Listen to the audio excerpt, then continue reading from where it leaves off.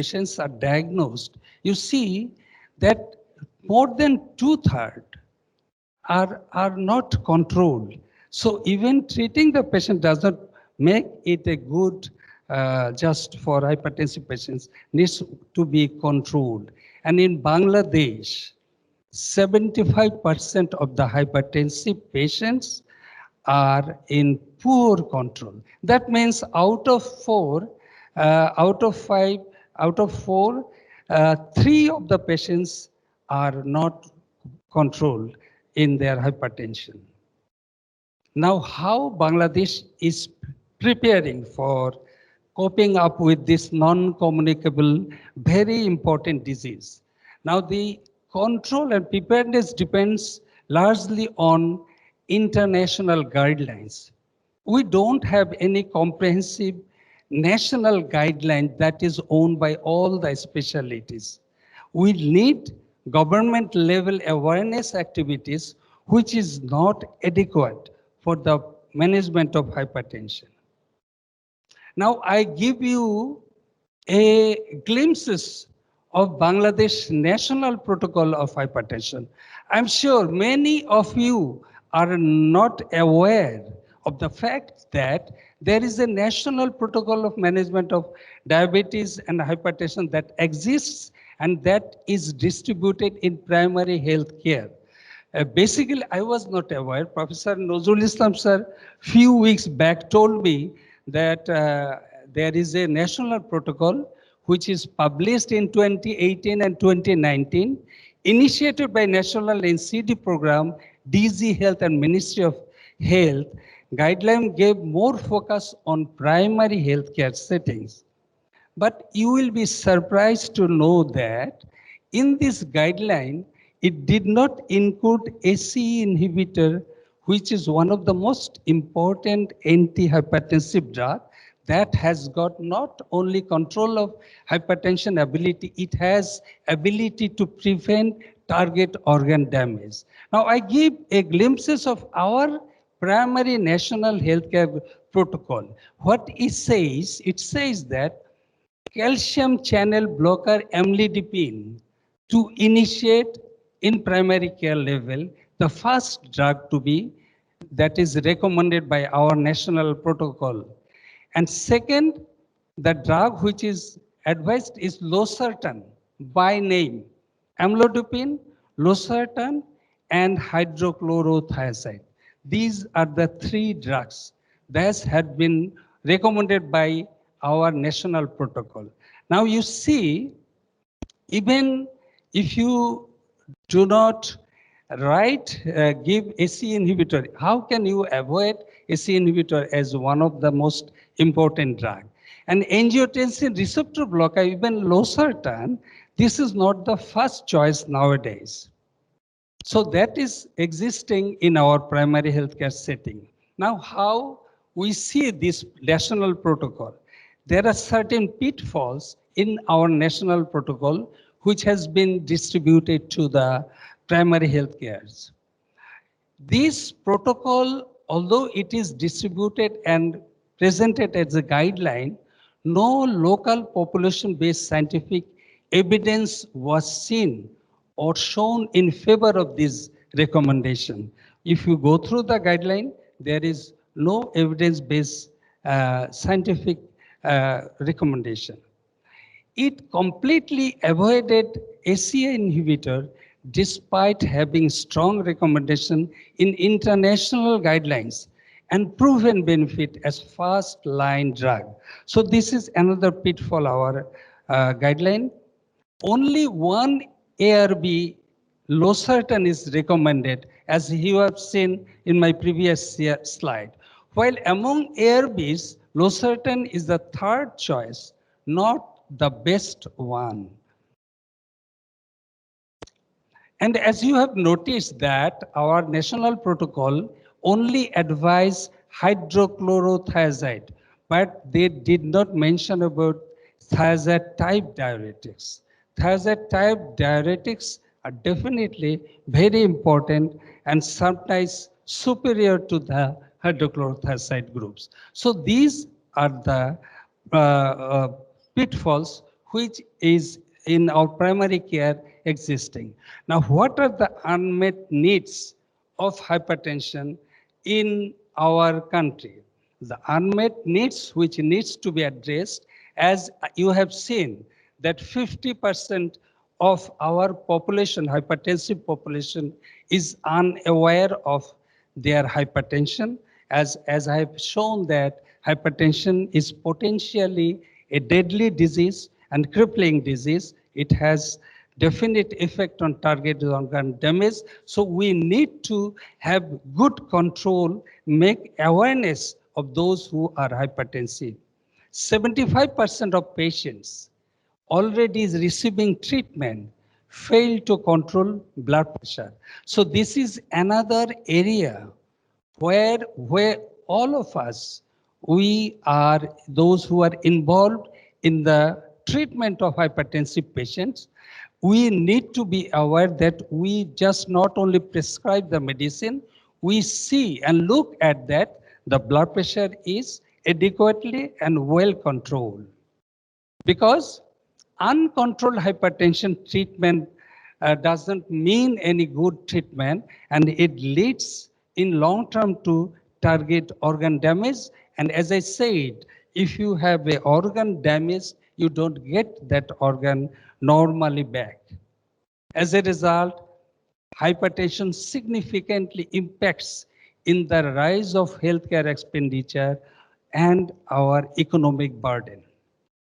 Another important point I would like to highlight that in this country, in Bangladesh, ACI is not usually recommended as first line therapy in most of the hypertensive patients as recommended by international guidelines, in spite of robust data suggesting the benefit of ACE inhibitors over other antihypertensive drugs.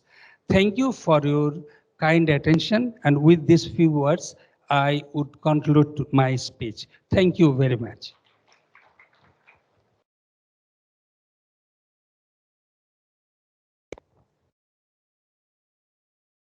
Thank you, sir, for your very excellent presentation. Now, I would like to request our keynote speaker from United Kingdom, Sunil Porter, to give his lecture on optimizing drug selection in hypertension.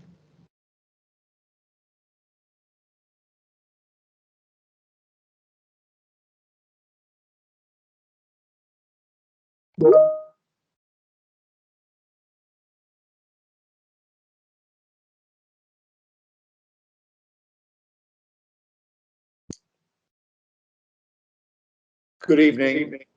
I'm speaking from London, very sadly, and I'd just like to start by saying how sorry I am that I can't join you in person for this marvelous occasion.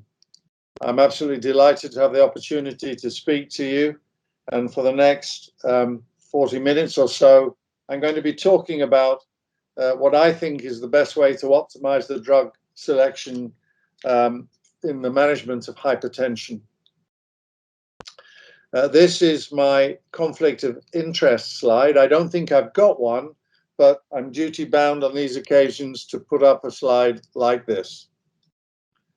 My talk's going to be subdivided into two parts. The first will focus on RAS blockers, renin-angiotensin system blockers, ACE inhibitors and ARBs. And the second part will focus on what combinations of therapy I think we should be using. So first of all, the focus on RAS blockade. I wrote this some 6 years ago now, that raised blood pressure, as the Professor Siddiqui just mentioned, continues to be the biggest contributor to the global burden of disease and to global mortality, leading to 9.4 million deaths each year.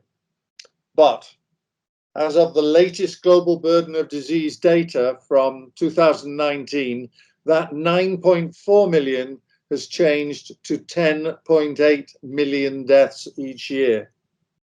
Let me remind you, that is 30,000 deaths per day due to raised blood pressure. and I no way want to understate the importance of COVID, but 30,000 deaths a day is bigger than COVID has ever caused around the world and will ever cause. COVID will go away to one extent or another, but the problem of raised blood pressure deaths will get bigger and bigger because the world is getting larger in terms of population and the average age is going up. Blood pressure rises with age, so there will be more deaths than we're suffering today. Let me say again, 30,000 deaths per day due to raised blood pressure. It's therefore vital that we sort out and improve the way we're managing this problem. How are we managing it? Well, this shows in low-income and low-middle-income countries the state of play around the world.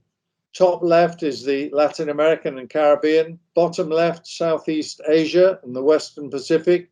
Bottom right, Sub-Saharan Africa.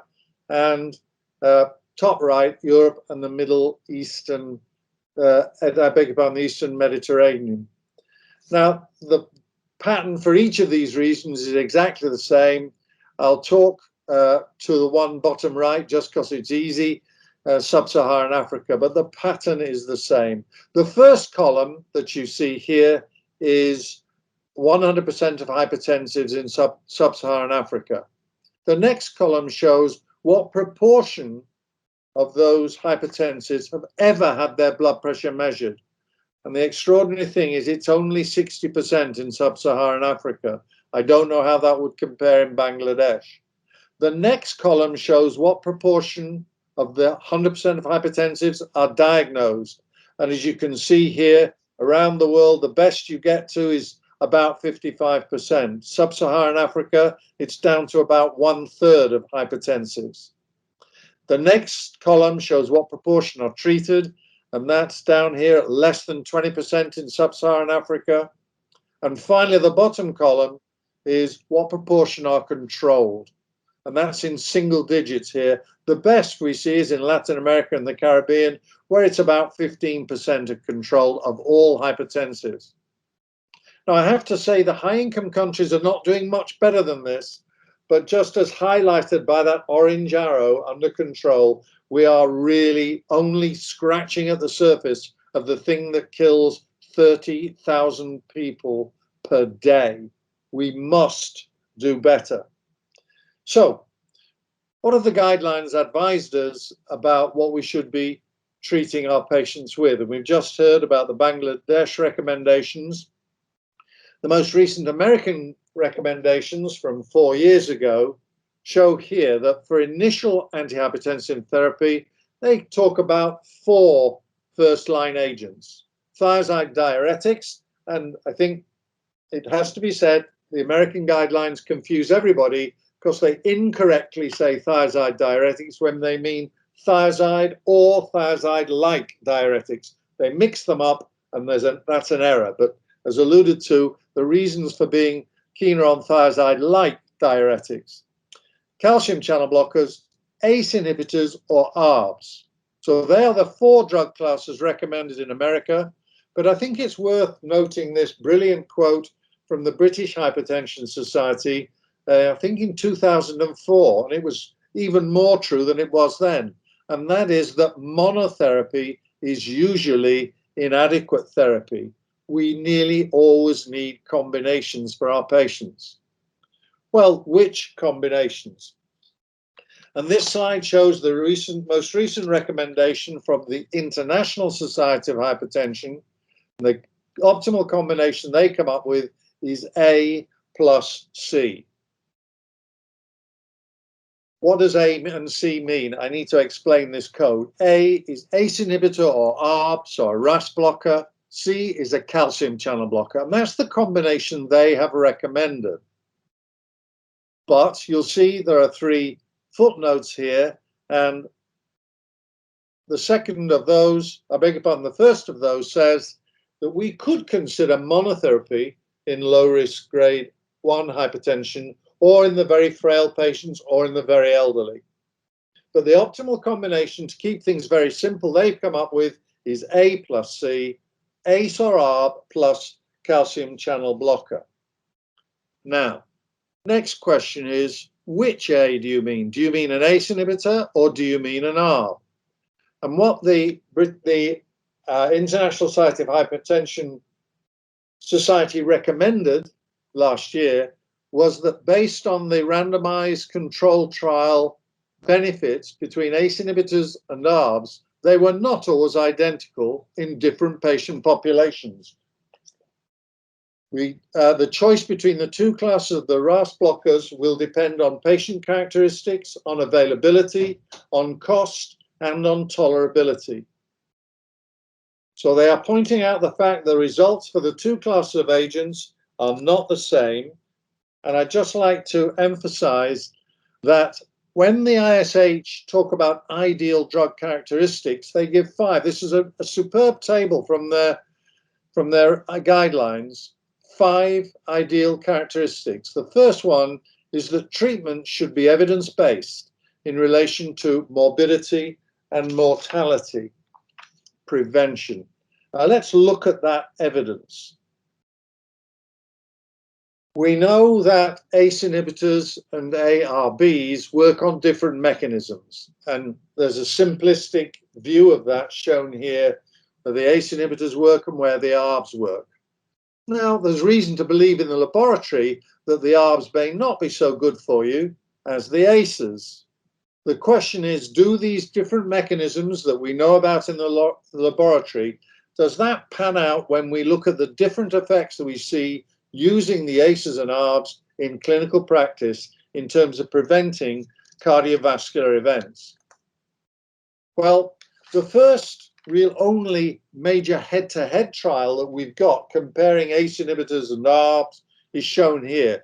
This is the on-target trial, and that compared a long-acting ARB, telmisartan, against a relatively short-acting ACE inhibitor, ramipril, against a combination of the two.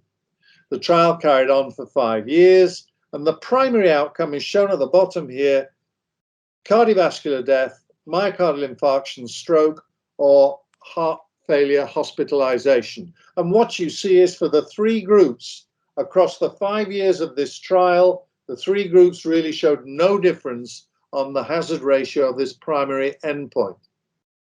However, I'm going to say to you that I believe the ACE inhibitors should be used preferentially to the ARBs. And if I do that, why, when I'm looking at these data from on-target, why do I say I think the ACE inhibitors are better than the ARBs? How come telmisartan and ramipril were the same in this trial? Well, I think the answer is shown here. If you look at the blood pressures, this is in trial on those who were randomized to telmisartan and to ramipril, you see here there's very little difference in the systolic blood pressures, 135.5 versus 136.3. That is in trial, so very little difference. But come down to the bottom here and look at the nighttime systolic blood pressures between the 2 groups. Those on telmisartan had 4.1 millimeters of mercury lower than those on ramipril. And we know that nighttime blood pressures predict cardiovascular events better than daytime or than 24-hour. So a big difference like this at nighttime, 4.1 millimeters in favor of telmisartan, should have generated fewer cardiovascular events, and it didn't. So my point is that for equal blood pressure lowering, and we'll come back to that, but for equal blood pressure lowering, the ACE inhibitors have been shown to give cardiovascular benefits where the ARBs have not. And I'll show you my evidence that supports that. So let's leave that individual trial now to a meta-analysis of the ACE inhibitors on the left and the ARBs on the right in terms of what they do to all-cause mortality. So here we have the ACE inhibitor trials, and you see here at the bottom, the ACE inhibitor trials were associated with a 10% reduction in all-cause mortality, driven mainly by these 3 trials, which I'll come back to.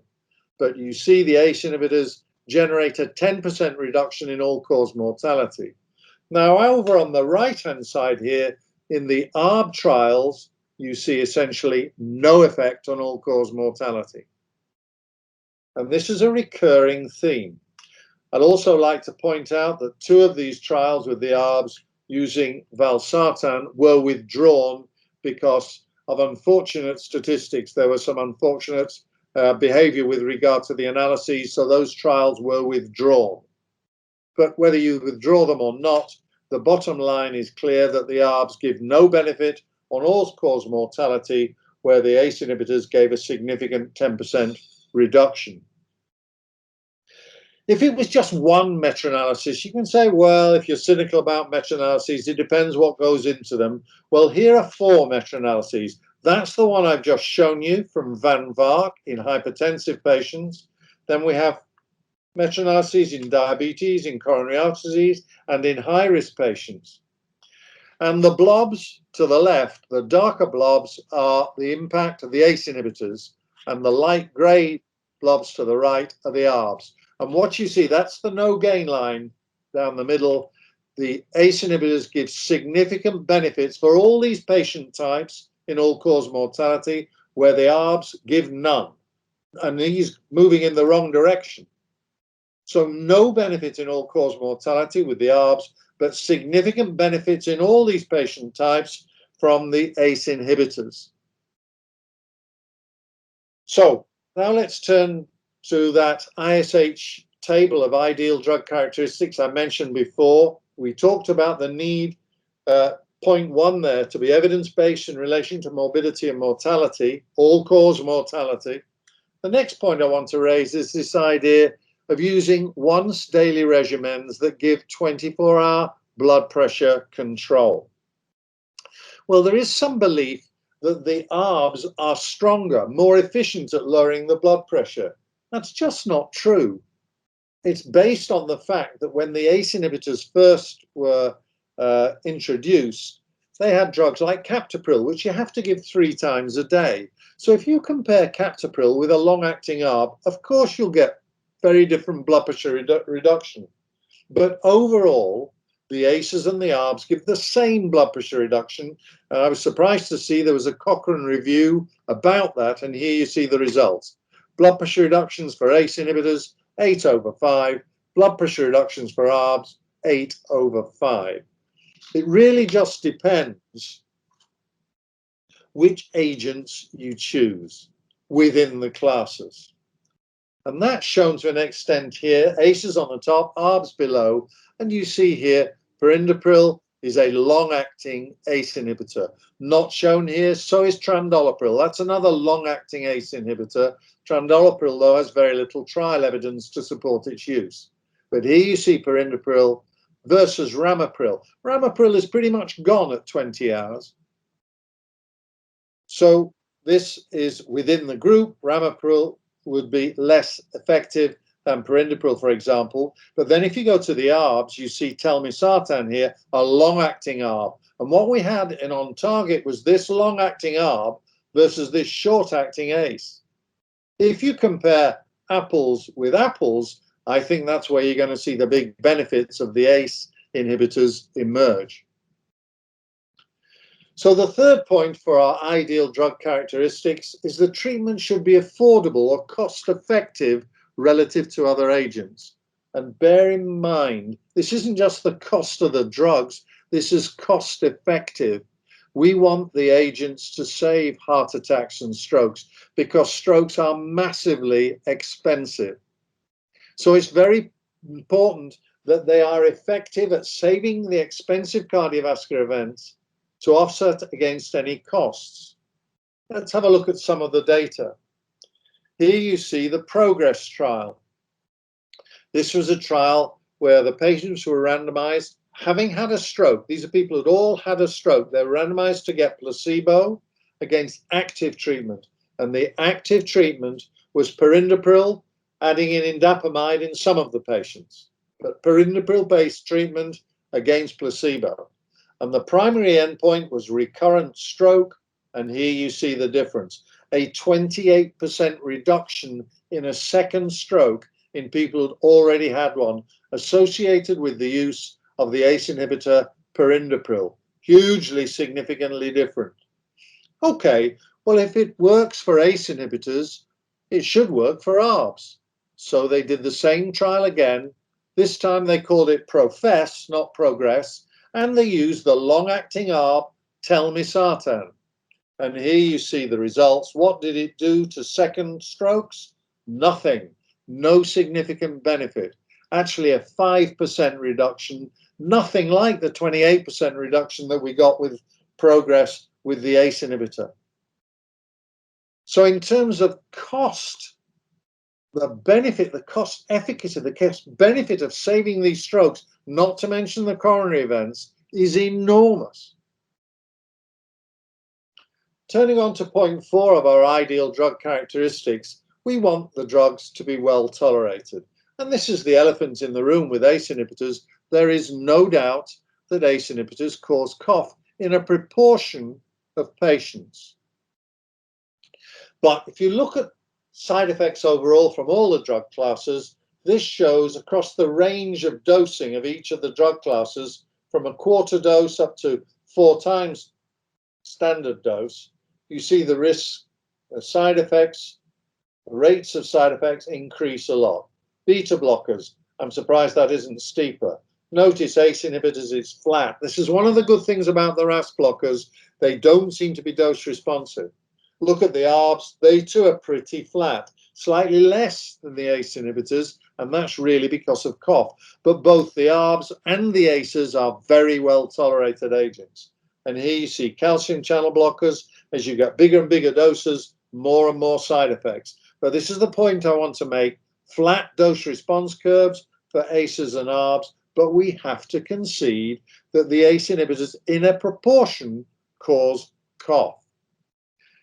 Now we can argue about what proportion of the patients cause cough, but I just want to give a summary which I take from this paper from a couple of years ago, which looked at the basis from 22 trials about cough and ACE inhibitors. And the results showed that you got about 13.5% of patients coughed on an ACE inhibitor, but 8.5% coughed on placebo. And when you adjusted for the placebo, it was quite clear that about 2/3 of all cough cases were not caused by the ACE inhibitor. Cough is common. ACE inhibitor use is common, although apparently not in Bangladesh. I think it should be. And people get confused by whether it is the ACE inhibitor causing the cough or the smoking, etc. And the conclusions of this publication was that there are other causes of cough and they should be excluded before you take a patient off the ACE inhibitor.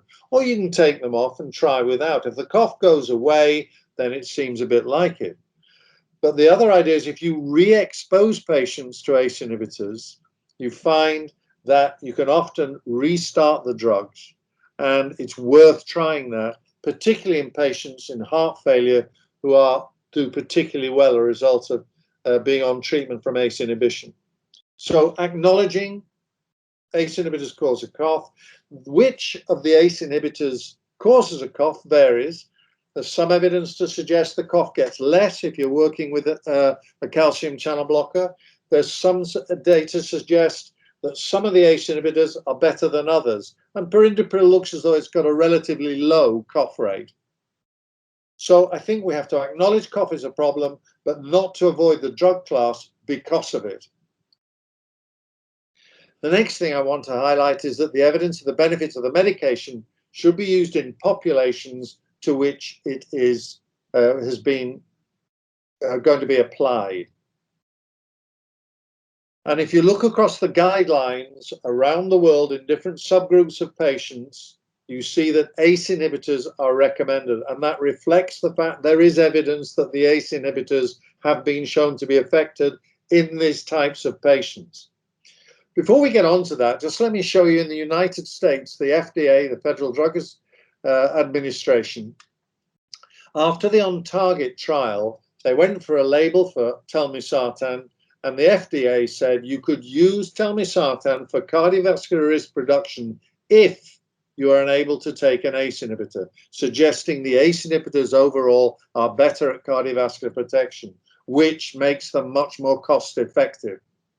2013, American Guidelines on Blood Pressure for a Stroke or TIA.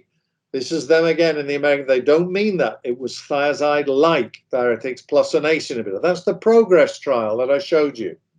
With coronary artery disease, post-MI, use a beta blocker and an ACE inhibitor. 2013, the European guidelines, quote, ARBs are inferior to ACE inhibitors in preventing MI and all-cause death. A couple of years further on, Thermopoulos did a whole series of meta-analyses in the Journal of Hypertension, brilliant, extensive work, and concluded that ACE inhibitors and not ARBs reduce MI, cardiovascular death, and all-cause death. I showed you the most recent American guidelines, 2017, their first-line therapy, but for CKD and hypertension, use an ACE inhibitor first. For post-stroke, use an ACE inhibitor with a diuretic. That's the PROGRESS trial again that I showed you. And then a couple of years ago, the European Society of Guidelines for chronic coronary syndromes, they recommended that if you've got chronic coronary syndromes with hypertension, with reduced ejection fraction, with diabetes or CKD, use an ACE inhibitor first and only use ARBs if you're intolerant of ACEs.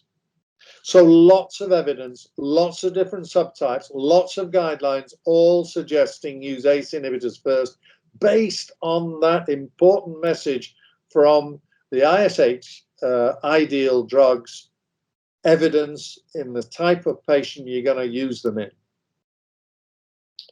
So just let me go over my take-home messages on ACEs versus ARB. Which A? Let's start with the frightening thought that there are 30,000 deaths per day due to raised blood pressure. We must improve screening for blood pressure and its management once hypertension has been diagnosed. The blood pressure lowering efficacy of RAS blockers varies and is drug specific. What we must use is long-action agents. Thirdly, cough is a common condition and that's sometimes caused by ACE inhibitors, but that is not a reason to avoid using ACE inhibitors because they save lives. Placebos do not save lives and they don't cause cough. And finally, I think the best evidence and many guidelines suggest that ACE inhibitors should be used ahead of the angiotensin receptor blockers in order to prevent death and various cardiovascular events. Okay, so that's the end of my focus on RAS blockers. I now want to turn to focusing on the combinations of therapy that we might use and increasingly are encouraged to use in the guidelines and from clinical need. Let's turn to the European guidelines of 2018. Notice one pill for initial therapy, and that one pill is of a dual combination. So if it's possible, they're saying use single pill combinations if they are available, but we should be initiating therapy for most patients with what you see here, ACE or ARB plus a calcium channel blocker, or ACE or ARB plus a diuretic. So they're the two combinations, it's A plus C or A plus D, the two combinations they recommend. As you've seen, I believe that equivalence they imply here is not a reflection of the data, but it comes back to the point about combinations, initiating therapy with combinations, and they're recommending A plus C or A plus D. Turning to the ISH guidelines of 2020, they too, in an ideal setting, say use single combinations if they're available, but what you should be starting with is a low-dose combination, shown here. And the low-dose combination they recommend, as I showed you earlier, was A plus C. A plus C, ACE or ARB plus calcium channel blocker. And I also showed you that they said the data for ACEs and ARBs were not the same, and that would influence your selection of whether you use an ACE or an ARB. Now, I also showed you this optimal combination. The second rider to this A plus C is that you could consider A plus D, like the European guidelines, and they specify A plus D in those patients post-stroke, progress trial, the very elderly, HIVET trial. If you've got incipient heart failure or you can't tolerate a calcium channel blocker, obviously A plus C would change to A plus D. So for many patients, ISH is also saying A plus C or A plus D, and they give the rider that the data is not equivalent for ACE inhibitors and ARBs. Now, let's take a broader look at the guidelines. We just looked at ISH 2020 on the right there. NICE 2019, European 2018, ACC latest American 2017. And these are two older American sets of guidelines from 2013, 2014, almost put out at the same time. And I've stratified their recommendations of combinations by ethnicity. Black patients at the top, and non-black up here. We'll call them white for the sake of argument. And what you'll notice is that the great and the good who sit on these committees don't always come up with the same recommendations. Indeed, they differ, quite obviously. It's the same code as I've used before. A is an ACE or an ARB, C calcium channel blocker, D is a diuretic. But let's take one example here. Look at these two lots of American guidelines produced at almost exactly the same time. The ASH-ish guidelines recommended these three combinations for black patients, whereas JNC recommended those three combinations for non-black patients, all at the same time, looking at the same data. And what this reflects is we do not have good data for the best combinations in the major ethnic groups from around the world. Black patients, South Asian patients, people from the Far East. We do not have that information, and we need it. We should have that information. But before we go on to that a little further, I just want to point out the fact that whatever guidelines you look at, and excuse me for not including the Bangladesh guidelines in this, but they're pretty much, it's one, two, or three of a group of three possible combinations. You either take one of them, or two of them, or all three of these combinations, either A plus C, A plus D, or C plus D. They're the three combinations, and you can perm any one, two, or three of those depending on the guidelines you look at and depending on the ethnicity. But just to repeat, we don't have decent data by ethnicity on which combinations to use. So what we need, and I drew this slide several years ago, we need to randomize patients by ethnicity to A plus C, or A plus D, or C plus D, and find out which the best combination is. Well, we've done that and published that in the New England Journal 2019 in Sub-Saharan Africa. And what we showed was that the A plus C and the C plus D were more effective at lowering blood pressure than the A plus D in that setting. I'm delighted to say that this year we'll be starting in India a South Asian version of that trial. The one in Africa was called Creole. The one in South Asia in India is going to be called Topspin, which after the recent cricket results in England is a slightly worrying title, I'm sure you'll agree. But nevertheless, Topspin is going to bring later this year, and the following year we're going to do it in the Far East. We must have this evidence. If we're going to recommend combinations, we need to know what the best combinations are by ethnicity, and we don't. We do in terms of blood pressure lowering in Africa, but we don't in South Asian population, nor in the Far East, but we're about to find out, I'm delighted to say. Now let's go to the database that supports the recommendations of these different combinations. The A plus C, so RAS blocker, ACE or R plus calcium channel blocker, two trials. The Ascot trial, which was perindopril plus amlodipine, versus the B for beta blocker plus diuretic, that was atenolol plus thiazide. So perindopril, amlodipine versus beta blocker, atenolol, thiazide. And the Ascot, I'll show you the results. The accomplished trial uses benazepril plus amlodipine versus benazepril plus thiazide. And on both the occasions, the A plus C, the ACE plus calcium channel blocker thrashed the opposition. And that's really what drove the British and the ISH guidelines to choose ACE plus C as their simple optimal combination. But just let me come back again, remind you of what the first recommendation for ideal drugs by ISH: treatment should be evidence-based in relation to morbidity and mortality prevention. And A plus C trials are peculiar to ACE inhibitor plus calcium channel blocker, not ARB plus calcium channel blocker. There are no ARB plus calcium channel blockers. So why are the guidelines recommending ARB plus CCB? I don't think they should. Now let me give you some detail about the ASCOT trial. This was the Anglo-Scandinavian Cardiac Outcomes trial. I was one of the 4-man executive that set this trial up, and it had two parts: the blood pressure lowering arm at the top here, where we randomized over 19,000 patients with hypertension to get the standard regimen at the time. So in the 1990s, beta blocker thiazide versus the new kids on the block, amlodipine, adding in an ACE inhibitor. So this was called, actually, it was the Anglo-Scandinavian Combination Treatment Trial was the original name, but we were persuaded to change it to Cardiac Outcomes. I think that's a shame, because it was designed as combination, old versus new.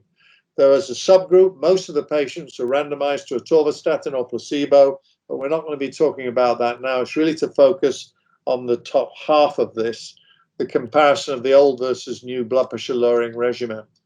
And what you see here is that whether you're looking at the primary, secondary, tertiary, or post-hoc endpoints, the benefits of amlodipine perindopril versus beta blocker thiazide was clear for all to see. Huge, big benefits consistently in favor of the amlodipine perindopril. And this really put the end to beta blocker thiazides. This was a standard regimen in the 80s, gone. This is no longer a standard regimen, and atenolol has become a fifth-line agent. Beta blockers in general, unless there's specific reasons for it, fifth-line agents when there are compelling indications like angina, like post-MI. But essentially, it showed here that the calcium channel blocker ACE inhibitor combination was by far and away superior. Now let's turn to the A plus D, that's ACE or ARB plus a diuretic. Life trial, this was losartan plus thiazide versus atenolol, beta blocker atenolol plus thiazide. So losartan versus atenolol, and these are in patients who've got LVH, and it showed overall benefit in favor of the losartan versus the atenolol. That benefit was all around stroke benefit. In fact, that drove the overall benefit. It was a big stroke benefit. In terms of coronaries, actually, the atenolol was better than the losartan. Not significantly so, but it was. Then we had value. This was the valsartan plus thiazide versus C calcium channel blocker amlodipine. Valsartan versus amlodipine, and they both had a thiazide additive. Then there were 3 trials: Progress, post-stroke, which I mentioned previously; HIVET, the very elderly, which I'll mention in a minute. These are 80 and above, or Advance in type 2 diabetes. And they were all pitted. They all used the ACE inhibitor perindopril plus the diuretic indapamide in various combinations. So it's perindopril indapamide or indapamide perindopril against placebo, and all 3 showed big significant benefits in favor of this combination of A plus D. The value trial, that was overall, as I said, no difference between the 2 groups. But the calcium channel blocker, if you were to cherry pick here, the calcium channel blocker was better than valsartan in terms of myocardial infarction, significantly so. But overall, the primary endpoint composite in value, there was no difference. That, incidentally, is the best evidence we've got for the C plus D combination, which is recommended in several guidelines. So that's the background. Let me just give you a little bit more detail now of those trials. The HIVET trial, this was the very elderly trial, people aged 80 and above, randomized to get indapamide adding perindopril or placebo. And you see here all the big benefits in favor of the active therapy, i.e. indapamide and perindopril versus placebo. Huge benefits here. Heart failure, 64%. Cardiovascular events overall at the bottom there, 34%.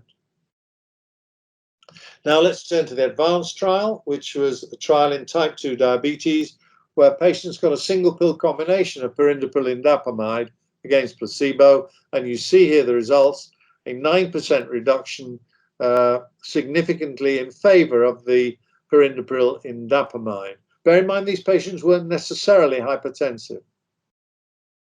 If we want to look at the main effects in the advanced trial, all-cause mortality was reduced by 14% associated with perindopril indapamide, and cardiovascular death was reduced here by 18% associated with the perindopril indapamide.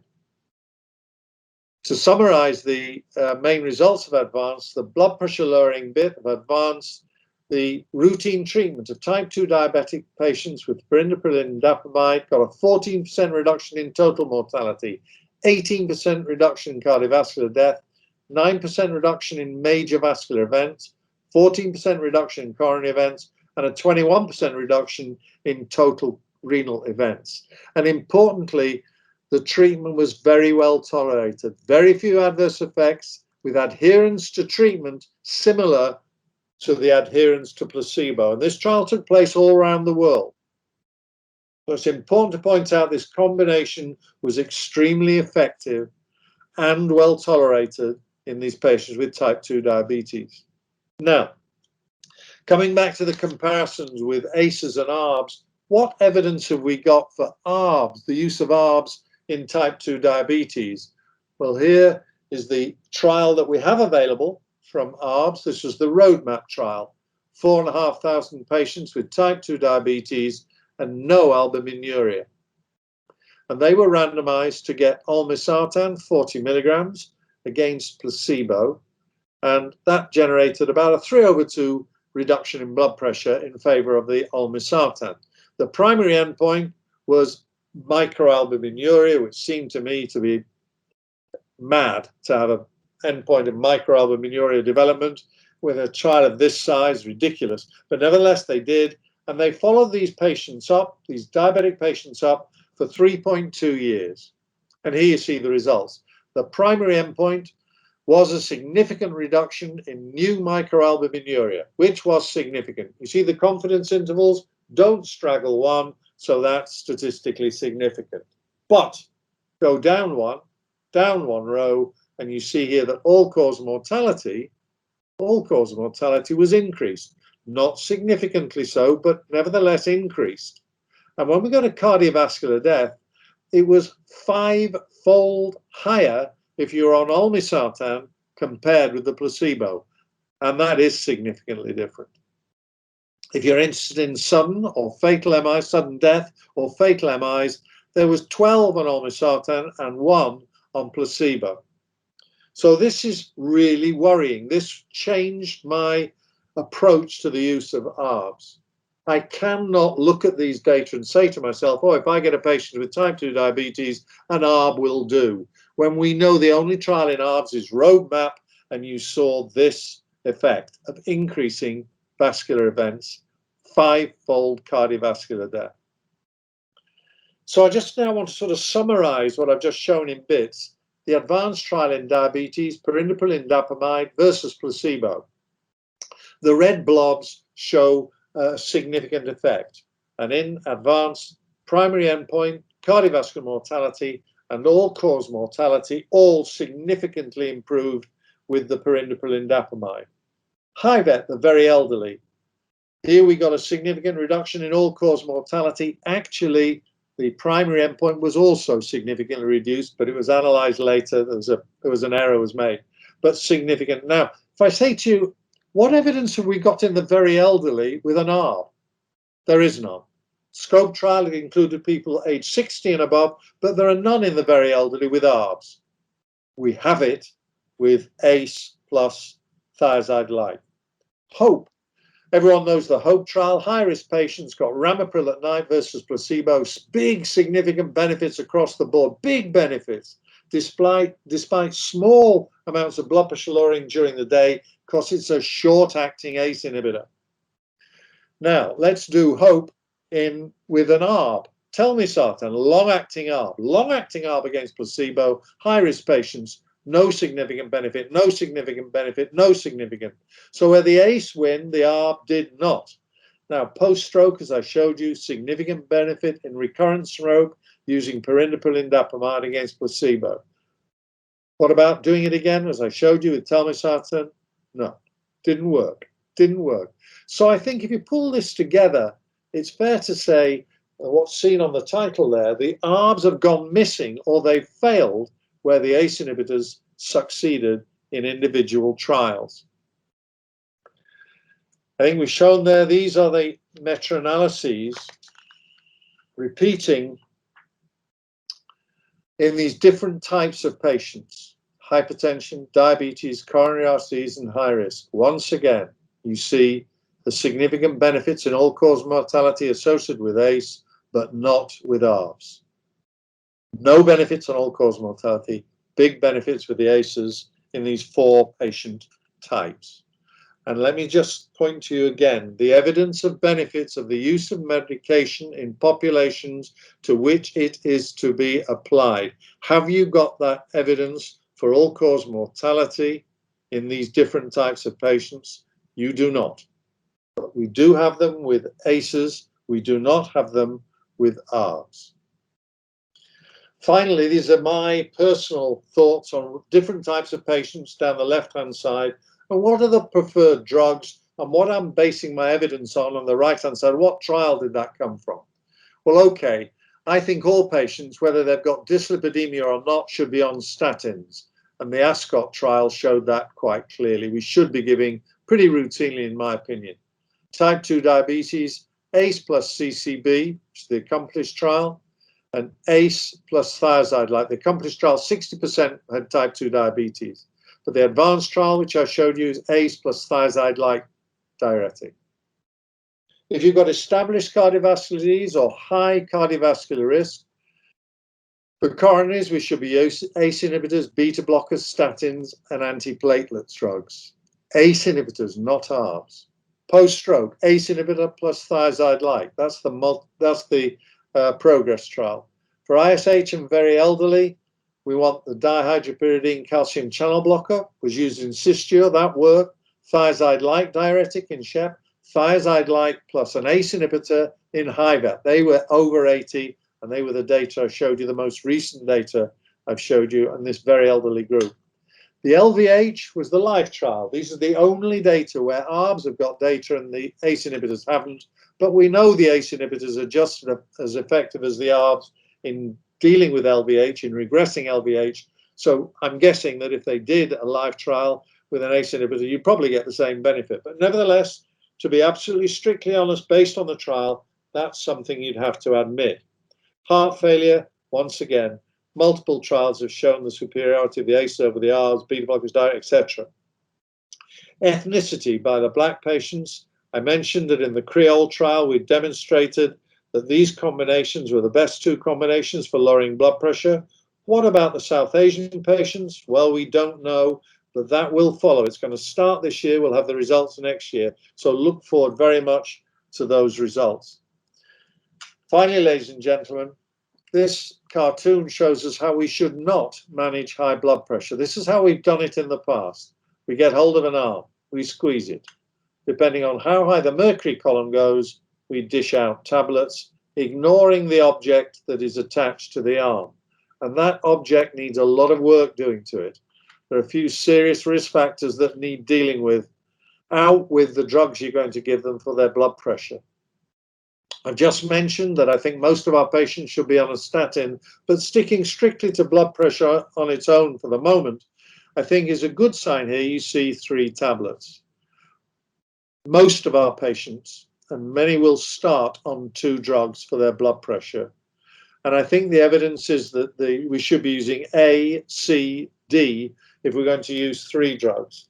But A plus C or A plus D are the guidelines most commonly recommended. And I think A stands for a long-acting ACE inhibitor. C stands for a dihydropyridine calcium channel blocker.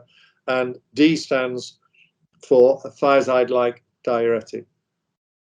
I hope that's been helpful. My very best wishes to everybody.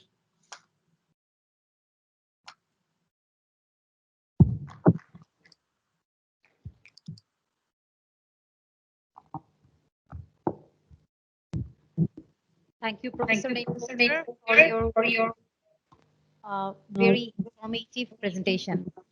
Now it's time for our question answer session. And if you have any query, Professor Porter will be glad to answer that. And please raise your hand. We have our volunteer here to help you.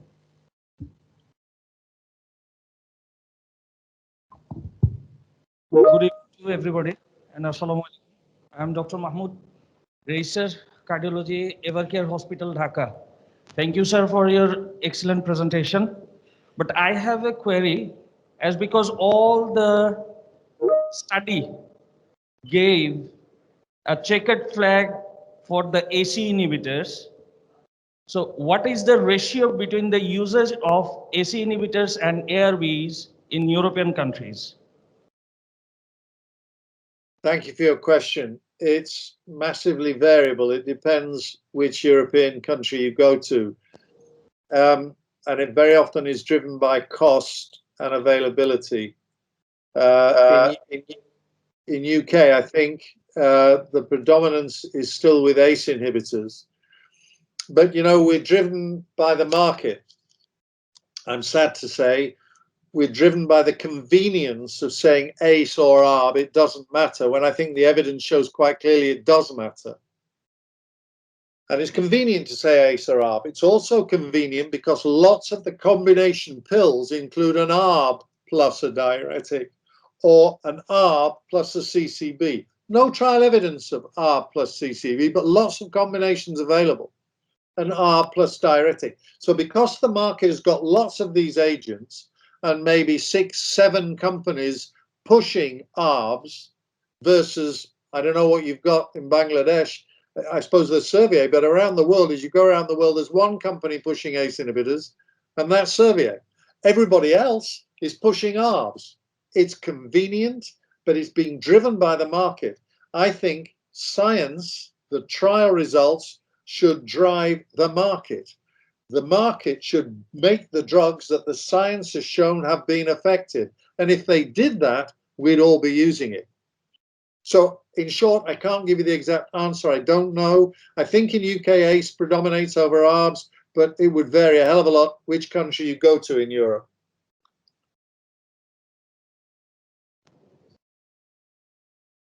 Second question. Thank you. Assalamu alaikum. Good evening to all. I'm Dr. Najma Akhtar, Assistant Professor of Endocrinology and Metabolism in Marks Medical College and Hospital. Sir, thank you very much for your brilliant. So my question is, if a patient is well controlled with a pain-pill monotherapy, then what should be the possible follow-up interval for that patient? Sorry, what would be the possible what? If a patient is well controlled with pain-pill monotherapy, then what should be the possible follow-up interval for that patient? Follow-up I'm any sorry. computational Okay. guidance? Okay, I understand. Thanks. Well, I think once I've got my patients controlled, I tend to see them 6 monthly. You know, it could be a year, but I just tend to see patients every 6 months. I'm running a hypertension clinic via telephone at the moment. I did that on Wednesday, and all my clinics are remote. So it's done by telephone, and in these conditions, I'm pushing it out a bit longer because of the difficulties. But in general, once I've got the blood pressure controlled, I see them every 6 months or send them back to their general practitioner and ask them to check it every 6 months. And if problems arise, send it back.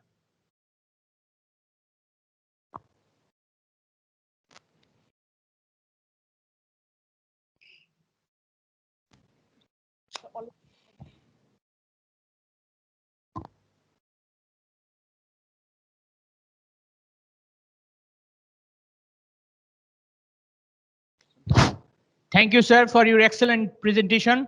I am Dr. Selim Shahed, Registered Medicine, Shohid Tajuddin Ahmed Medical College. It is placed Gazipur, near Dhaka.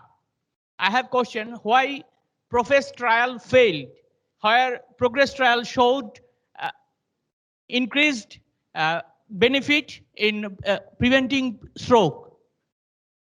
Just we have taken telmisartan in place of perindropil.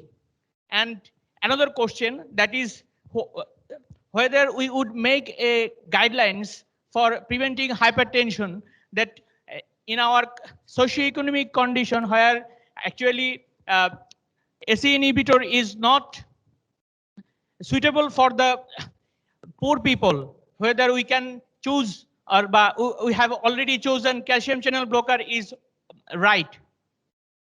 Thank you very much.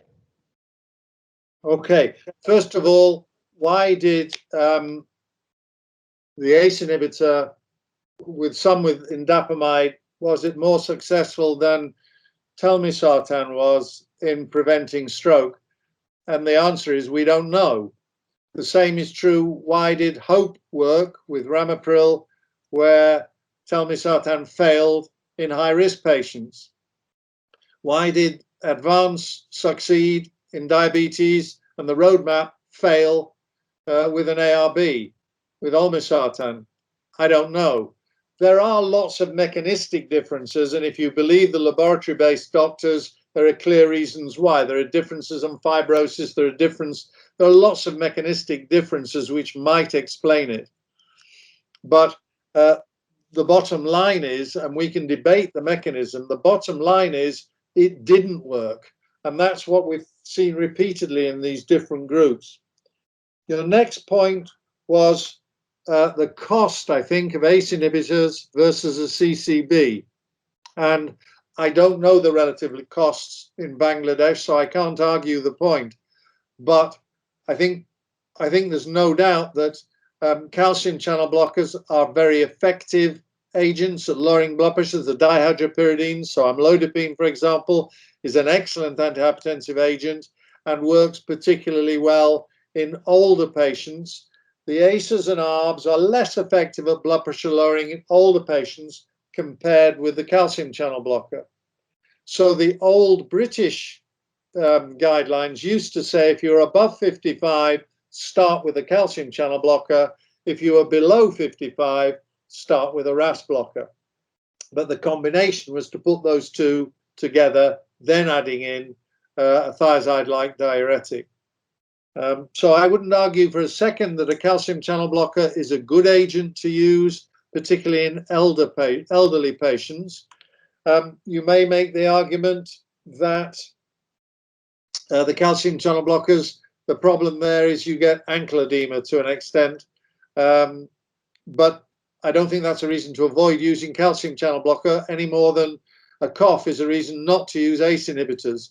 I think you have to give the patients the chance to get that side effect, and if it happens, then you have to modify your therapy.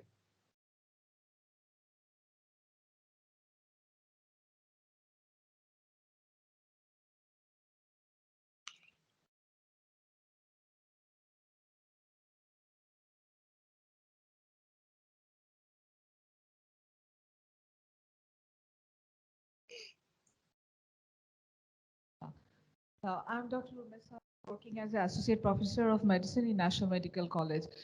Thank you very much for your nice presentation. I have an interest to know about the telmisartan. It's relatively newer molecule for us. Especially, I want to know about the telmisartan in your practice. It's relatively new molecule for us, either in the single or in combination with the diuretics or calcium channel blocker. But my observation is that it creates a very rapid hypertension in case of patient, and it's not suitable for the first choice. But in our country, it's using as a first choice. Do you advices for the first, those who are newly diagnosed as hypertension in your country, whether you recommend the telmisartan either in single or combination as a first choice, and what's your experience there? Thank you. Thank you. Well, as my lecture, I hope, conveyed, I do not use ARBs unless people get side effects on an ACE inhibitor. I think the choice of which ARB you're going to use, if you use an ARB, is difficult. Olmesartan has been withdrawn in some countries because of the sprue-like illness it can cause. And I think the evidence from the roadmap trial make it untenable to my mind.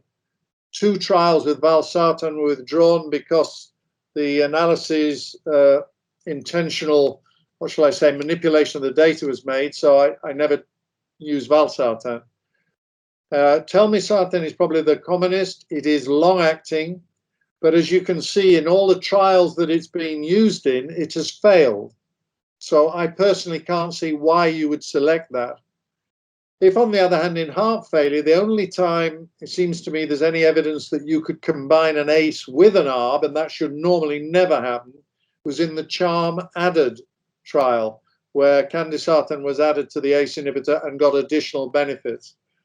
So if I use an ARB, it's usually candesartan. So back to your question, would I use an ARB first line? Never. Would I use telmisartan first line? Never. Because of the reasons I've just said. By and large, we're starting to use combinations of drugs. I like evidence-based combinations, and there are no ARB-CCB combinations available. There are some ARB-thiazide combinations recommended, but I prefer thiazide-like diuretics. So for all those reasons, telmisartan is out with my experience too, except for patients who are referred to me whilst taking that tablet.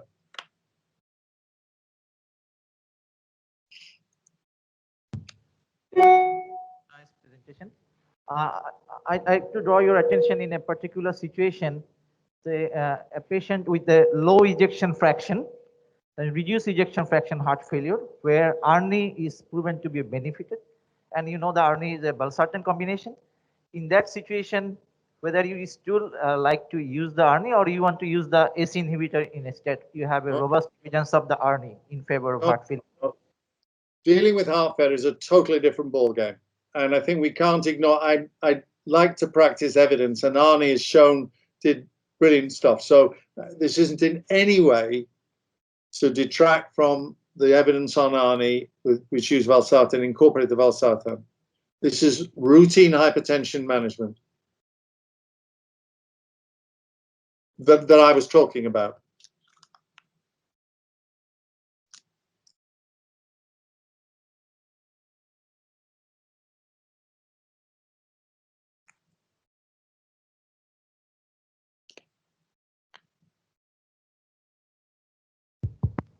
Thank you, Mr. Chairman and Mr. Speaker, sir, for your excellent deliberations.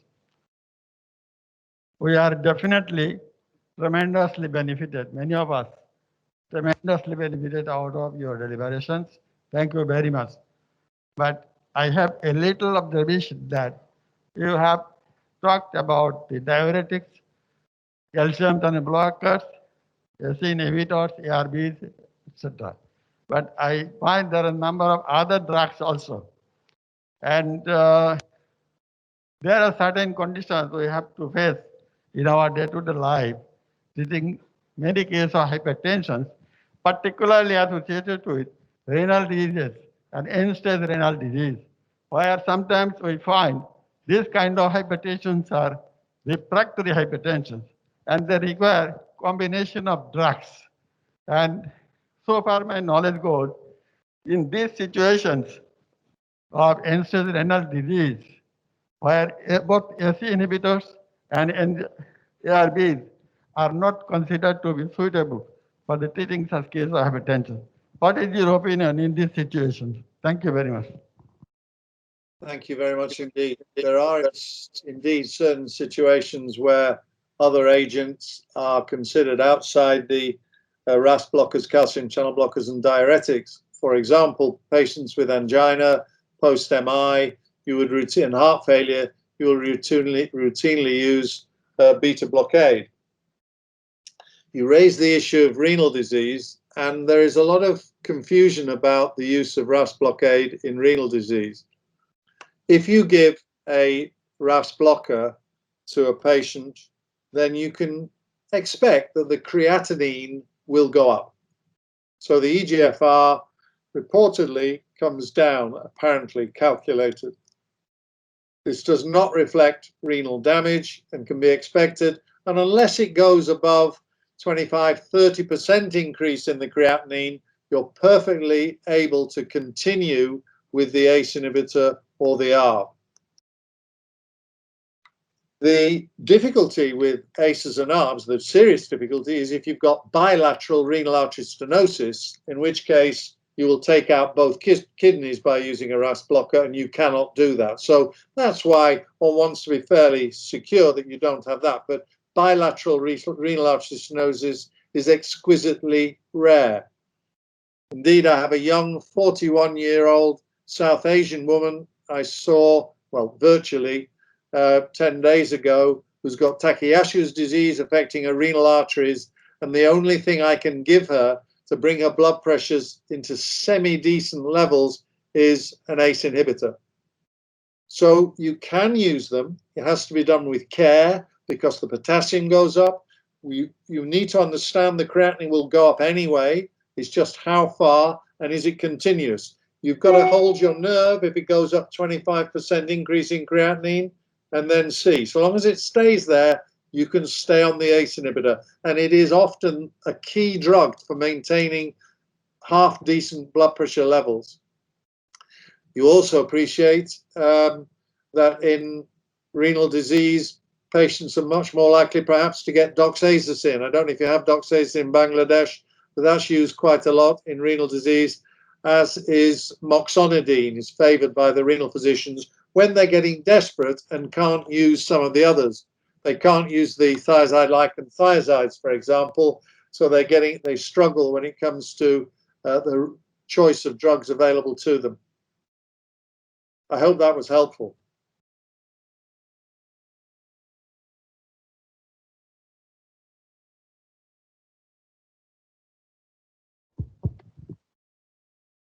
Thank you for nice presentation. I have a question about ESCOT trial.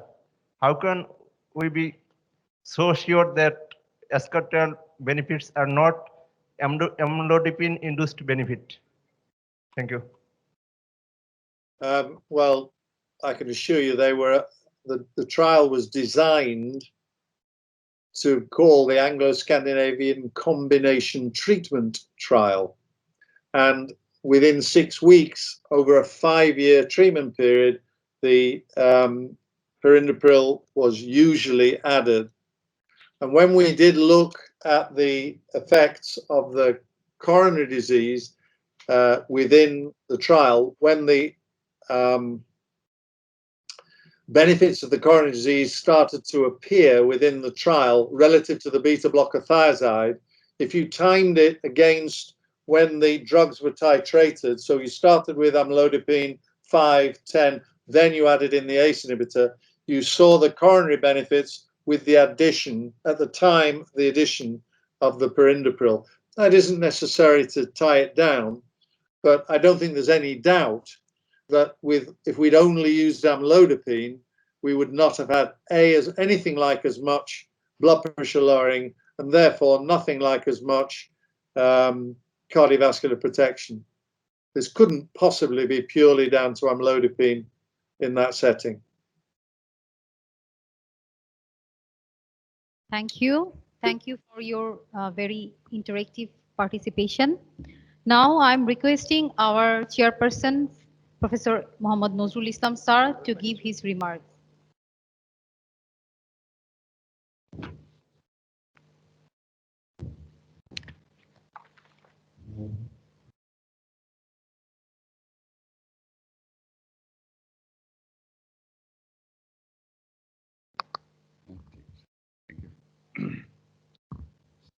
Assalamu alaikum. Respected both of the speakers from home and abroad, and learned participants. I'm really delighted to chair the session of this particular important subject regarding hypertension and its management. So, as chairman's speech, I I'm not taking many long time. So just I will give some important point which to be discussed and practiced, and we should discuss among ourselves. The primary problem and question in our country actually focused by Professor Siddiqui, which are there are some unmet needs for hypertension management in our professional aspects, social aspect, government aspect, and the community aspect. So actually, we have got a different aspect which influence the treatment strategy, not for the patients. Also, it's very difficult to choose the right treatment strategy for the physicians who perform the healthcare delivery system.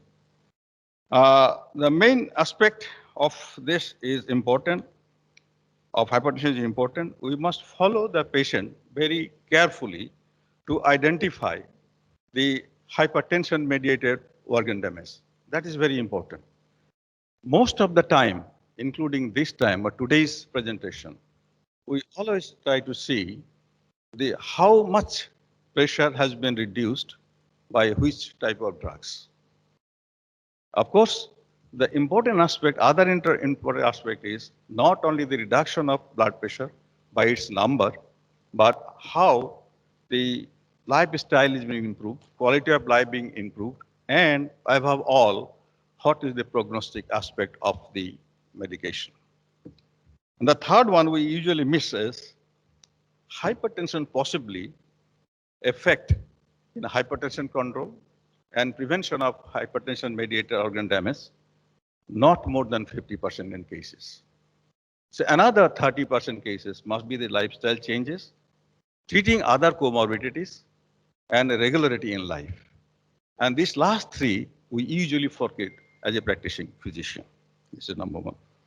Another aspect which I saw is regarding telmisartan. Telmisartan is the only long-acting herbs which have been compared with a moderately or low short-acting ramipril. So that was the difference between why ACE inhibitor was shown to be inferior, not inferior, but not as good as in other trials. So that means the one.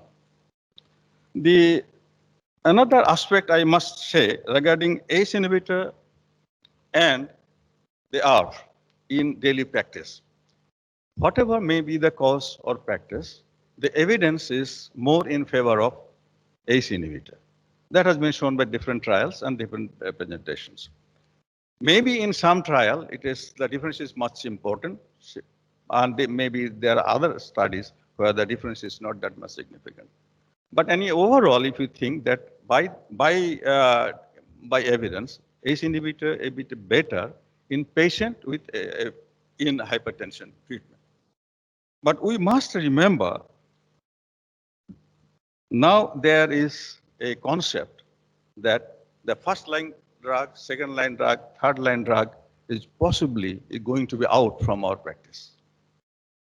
We should consider almost all drugs at the same level, and we should try to personalize medical therapy to the patients. Every patient have got his own aspect, his age, sex, comorbidities, and other things. And we have to consider everything, and we have to select from our evidence which drugs and which lifestyle medications should be given to this particular patient. So maybe in our target should be like that. And last one is regarding our situation. As I recollect, there is no concrete data from our country that ARBs are very commonly prescribed in this country, today's country. Professor Siddiqui has given a presentation where he shows that a guideline, not guideline, this is a sort of protocol to be used in a primary care physician in Bangladesh, which has been not only endorsed, but prepared by the government to use in the primary healthcare system. And you know that almost 80% of the hypertensive patients initially diagnosed by the primary physicians, and most of them are being treated by them. But to my mind, maybe I may be wrong, to my mind, that protocol is totally incomplete. That protocol should not be use like that. That should be more evidence-based. Regarding another aspect in our country, not in our country, low income or low middle income countries, most of the patients have to pay for their medication or medical treatment out of their pocket. So cost is very important. Cost is very important. Of course, the more important is cost effectiveness rather than only cost. But sometimes we have to consider the cost of the medication and of course the availability.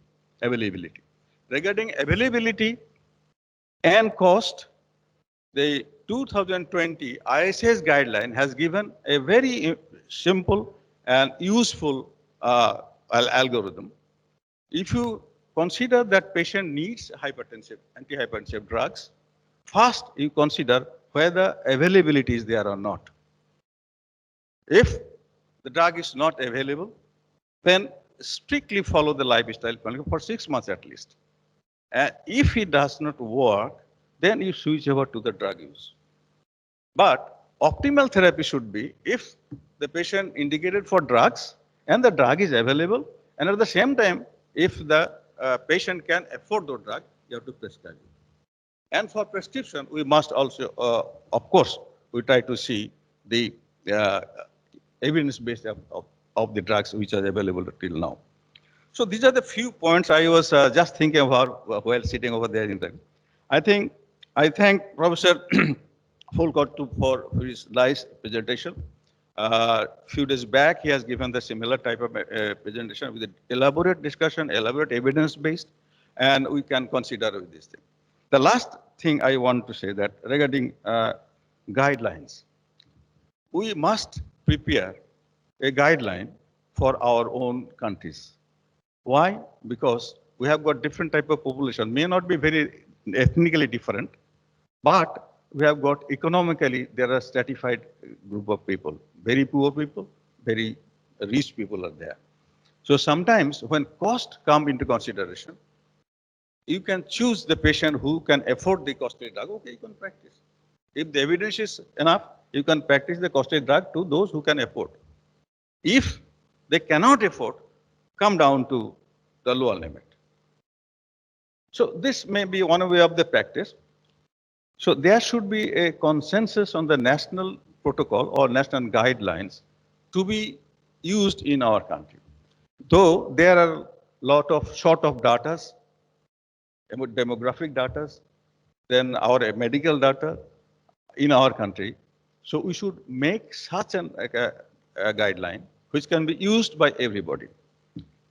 As you know that the American guideline has changed a lot from 1997, when JNC 7 was there. In JNC 8, there was a huge hue and cry and they could not complete it. And then 2017, the ACCHA took over and they give a classification which is totally different. And more important thing is that guideline has not been taken, the classification, not guideline. Classification has not been taken by any other country in the world. So still now, so the first reaction was by the ISH, International Society of Guideline. They say that possibly this should not be the guideline for global use. So they have given the ISH guideline for global use.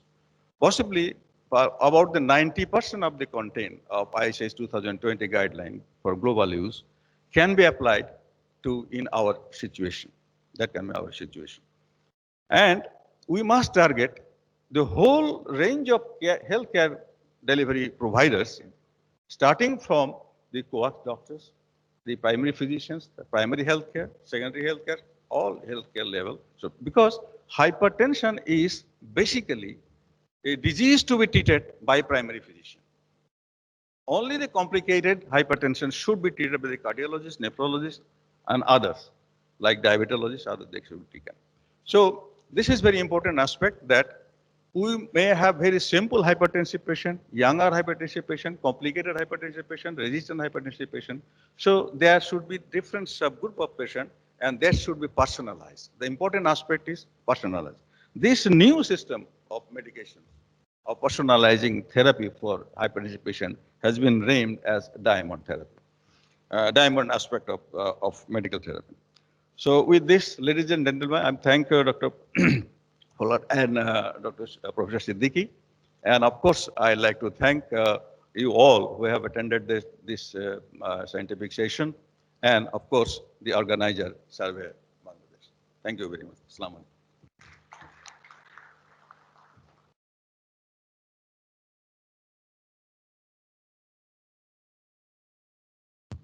Thank you so much, sir, for your kind words. Now I'm requesting Mr. Tofazul Hussain Bhuya, Head of Operation of Servier Bangladesh Operation, to give the vote of thanks.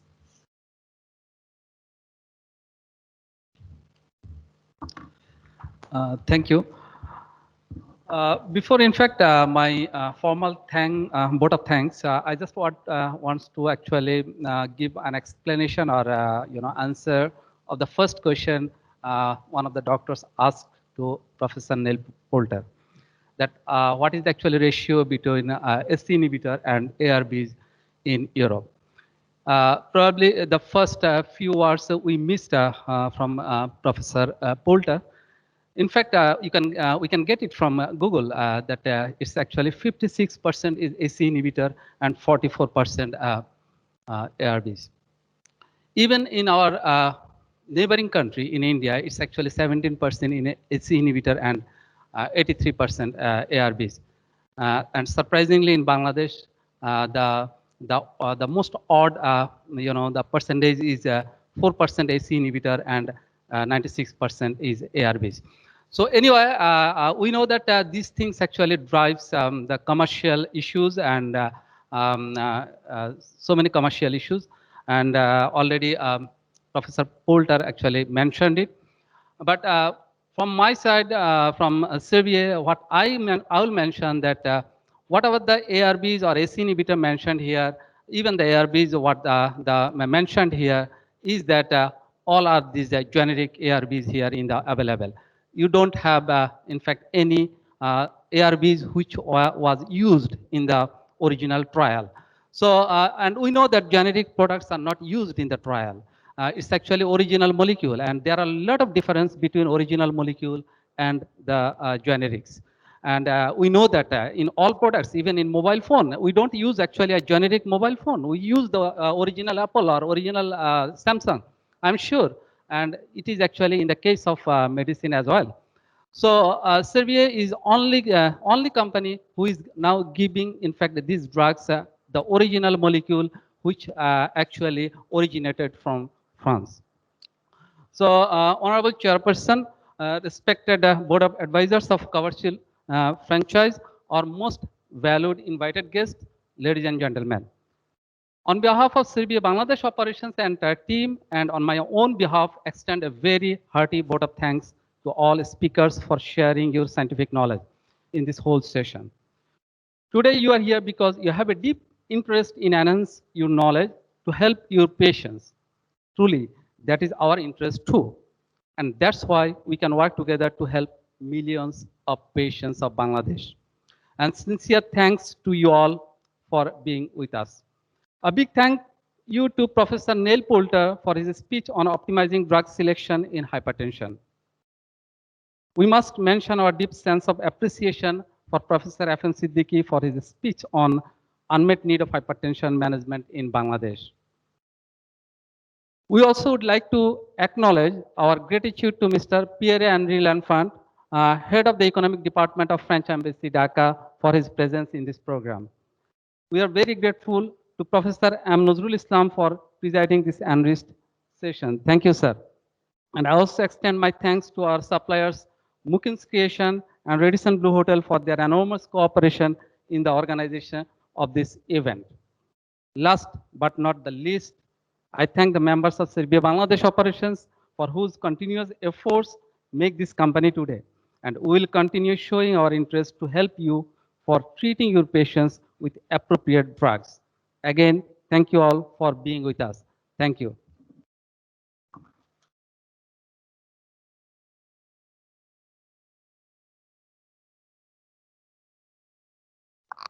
Thank you, sir. Last but not the least, once again, I would like to express our heartfelt gratitude to all of you. Let's enjoy the dinner and along with the live flute music. Thank you.